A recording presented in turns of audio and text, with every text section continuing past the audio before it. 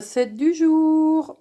Pour notre recette, on aura besoin d'un bouquet garni, de l'oignon, échalote, de l'ail, de la farine, des carottes, des lardons et évidemment notre lapin que j'ai préalablement découpé et fait revenir dans une cocotte huilée pour le cuire sur les deux faces. Comme vous voyez, il a été cuit sur les deux faces. Dans cette même cocotte huilée, j'ai mis mes oignons, mes échalotes et mon ail émincé, avec lequel j'ai rajouté la boîte de lardons fumés qui est en train de mijoter tout ça ensemble pour dégager les goûts avec le sucre qu'avait dégagé la viande du lapin. Dans 2 verres d'eau, je vais délayer 2 cuillères à soupe de farine. Donc là, je touille comme il faut afin qu'il n'y ait plus de grumeaux dans ma farine. Dans ma cocotte, je vais ajouter mes carottes coupées en petits tronçons. Je les mélange avec ma préparation, puis je laisse un petit peu cuire. Donc après quelques minutes, je vais rajouter mon mélange d'eau et de farine. Et là, je touille encore un petit peu. Et ensuite, quand je vais voir que ça... J'ajoute mon lapin. Voilà. Et je vais à nouveau touiller tout ça un peu pour que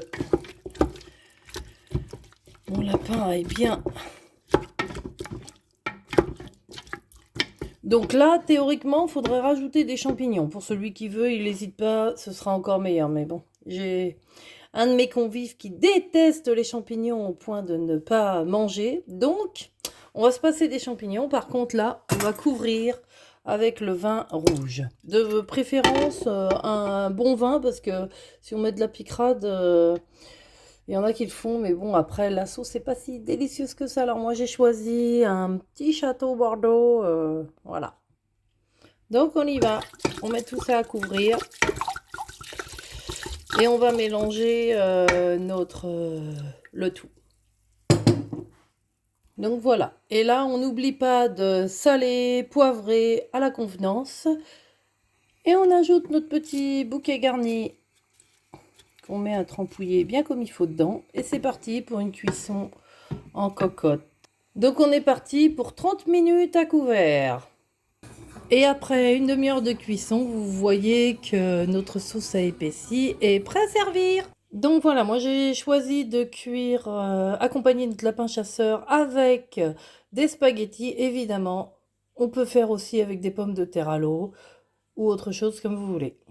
Et voilà ma petite présentation de lapin sauce chasseur. Alors n'hésitez pas à vous lancer, cuisiner du lapin, c'est très bon pour la santé, c'est sain. C'est pour les régimes aussi, donc vous voyez, n'hésitez pas. Et puis, suivez-moi sur Samacook, la chaîne YouTube. Bisous les amis, bonne journée.